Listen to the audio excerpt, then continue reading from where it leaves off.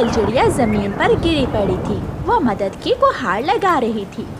कोई मेरी मदद करे, मेरे पाँव पर जख्म हो गया है, खून बह रहा है। कोई मेरे पाँव पर पट्टी बांध दे, दर्द हो रहा है, मेरी मदद करो। एक नेक दिल इंसान जो किसान था अपनी बैलगाड़ी लेकर खेतों से वापस आ रहा था।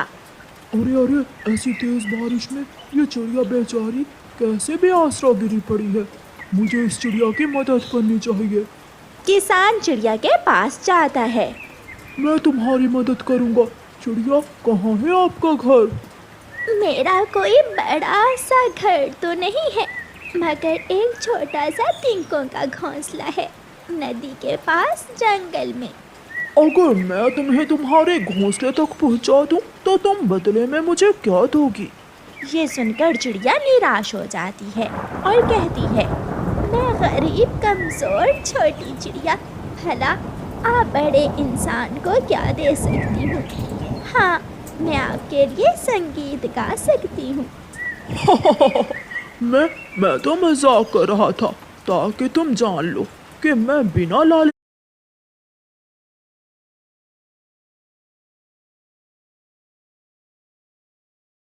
मैं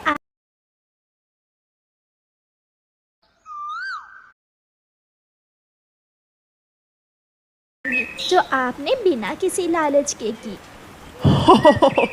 हाँ,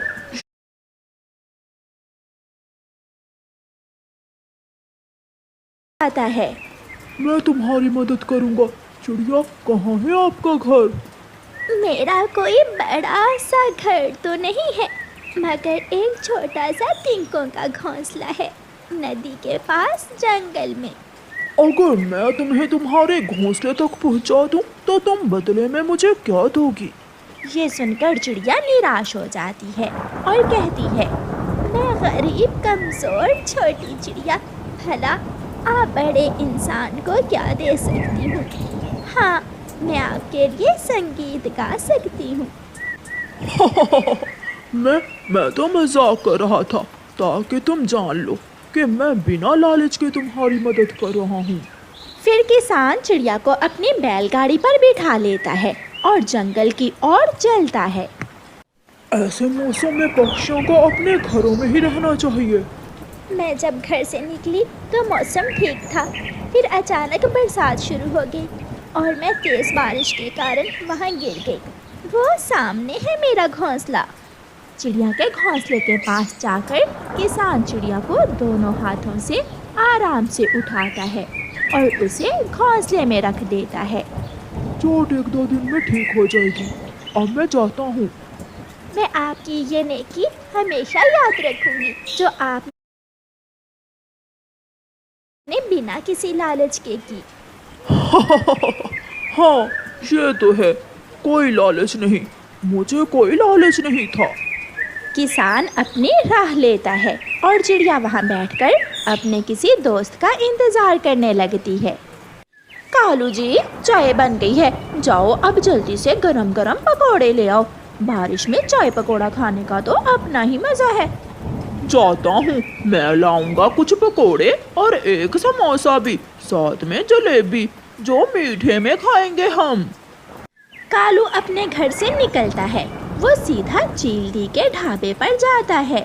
चील दी, 20 के पकोड़े, समोसा और 10 की जलेबी डाल दें। कौवे, रुको, थोड़ा इंतजार करना होगा, आज बारिश के बाद चील ढाबे वाली कौवे को उसकी मांगी हुई सारी चीजें ही दे देती है।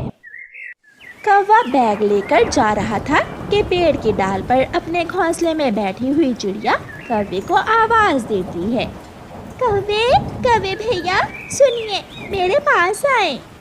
कौवा इधर उधर देखकर वहां जाता है और अपना समोसों पकौड़ों वाला बैग अपने पीछे छुपा लेता है। चिड़िया, क्या बात है?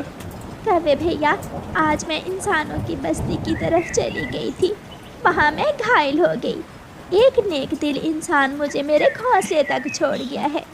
शुक्र करो वो इंसान नेक दिल था, वरना इंसान तो बंदूक से मार देते हैं। जैसे हम पक्षी एक जैसे नहीं होते, वैसे भी इंसान भी एक जैसे नहीं होते, कुछ इंसान अच्छे होते हैं और कुछ बुरे। कालू भैया, मुझे भूख लगी है, मुझे कुछ खाने को ला दो। मम्मा, मेरे पास तो कुछ नहीं है। वो पीछे क्या छुपाया हुआ है आपने? वो तो गोरी की दवा है। कल से तेज बुखार है गोरी को और साथ सर में दर्द भी। रुको, मैं गोरी को दवा देकर अभी आया। कालू जल्दी जल्दी से वहाँ से निकल जाता है। पाँव टूट गया है चिड़िया का। मैंने कहा मैं गोरी को दवा देकर उसे भोजन ला दूंगा। वो चिड़िया तुम्हारी राह देख रही होगी। चल कालू, मैंने चाय डाल दी है, जल्दी जल्दी से पकोड़े सीधे करो। चिड़िया वहाँ बैठकर इंतजार कर रही थी, मगर कोई भी चिड़िया की मदद को नहीं आता। अब भूख बहुत बढ़ रही थी और वो भूख से नढाल हो रही थी। आपने उस चिड़िया की मदद भी की, मगर आधी। वो कैसे पत्नी जी? वो बेचारी घायल थी, वो खाएगी क्या, ये नहीं सोचा आपने? मैं तो भूल ही गया। मेरा छाता कहाँ है? मैं चिड़िया को रोटी दे आती हूँ। फिर किसान की पत्नी अपना छाता लेकर चिड़िया को रोटी देने चली जाती है। वो तेज बारिश में चलती हुई घने जंगल में पहुँच जाती है और चिड़िया के पास पहुँच जाती है। चिड़िया, पूछो तो मैं क्या लाई हूँ तुम्हारे लिए?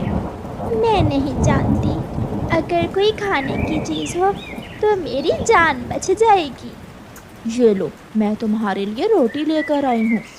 रोटी देखकर चिड़िया की तो जान में जान आ जाती है।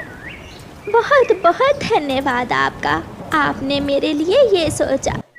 चिड़िया किसान की पत्नी से रोटी लेकर खा लेती है। मैं हमेशा ये एहसान याद रखूंगी। किसान की पत्नी चली जाती है। बारिश रुक जाती है, मौसम साफ हो जाता है और थोड़े दिनों बाद चिड़िया का पाँव भी ठीक हो जाता है। आज मैं ठीक हूँ, आज मैं किसान और उसकी पत्नी को मिलने जाऊंगी। चिड़िया ऐसा सोचकर जल्दी जल्दी से कुछ तिनके लगाकर अपने घोंसले की मरम्मत करने लगती है। भाग्यवान, अरे ओ भाग्यवान, कहाँ हो? जल्दी चलो, आज लाल मिर्ची तोड़नी है। जल्दी चलो, धूप बढ़ रही है। मुन्ना सो ही नहीं रहा, मैं कब से इसे सुला रही हूँ। इसे साथ ले आओ, बड़े पेड़ के नीचे ठंडी छांव होती है। मुन्ने को छांव में लिटाकर हम काम कर लेंगे। फिर किसान की पत्नी अपने मुन्ने को लेकर बैलगाड़ी पर बैठ जाती है। दोनों पति पत्नी मिर्ची के खेत में पहुंच जाते हैं। यहाँ लेट जाए मेरा मुन्ना, मैं थोड़ा काम कर लूं। मेरे मुन्ने। किसान की पत्नी अपने मुन्ने को बड़े पेड़ के नीचे लिटाकर मिर्ची तोड़ने चली जाती है। उड़ती उड़ती चिड़िया भी उधर आ जाती है। अब चिड़िया मुकम्मल तौर पर स्वस्थ थी। वो पेड़ के ऊपर वाली डाल पर बैठकर मुन्ने के साथ खेलने लगती है। चिड़िया चू चू करती तो मुन्ना हंसने लगता। चिड़िया छुप जाती तो मुन्ना रोने लगता। चिड़िया सामने आती तो मुन्ना हंसने लगता। फिर अचानक चिड़िया का ध्यान झाड़ियों की तरफ जाता है। एक नाग मुन्ने की तरफ बढ़ रहा था। ये नाग मुन्ने को नुकसान भी पहुंचा सकता है, मुझे किसान और उसकी पत्नी को बताना होगा। चिड़िया शोर मचाती है। सांप, सांप, वहाँ काला सांप है, मुन्ने को यहाँ से उठा लें। किसान की पत्नी दौड़कर वहाँ आती है और अपने मुन्ने को उठाकर सीने से लगा लेती है। भागो भागो यहाँ से। सुनिए जी, जल्दी आइए और सांप को भगाइए आकर। मैं आपको धन्यवाद बोलने आई थी माँ जी। चिड़िया, धन्यवाद तो मुझे तुम्हें बोलना चाहिए, तुमने मेरे बेटे की जान बचाई है। किसान भी वहाँ आ जाता है। चिड़िया, जब मैंने तुम्हारी मदद की तो सोच रहा था कि तुम छोटी चिड़िया मेरे किसी काम नहीं आ सकती हो और मैं तुमसे मजाक कर रहा था, मगर आज विश्वास हो गया कि हमें कभी भी किसी की ज़रूरत पड़ सकती है। इसलिए हमेशा दूसरों से भलाई करो। धन्यवाद चिड़िया, ये तुम्हारा एहसान है हम पर। चिड़िया बहुत खुश थी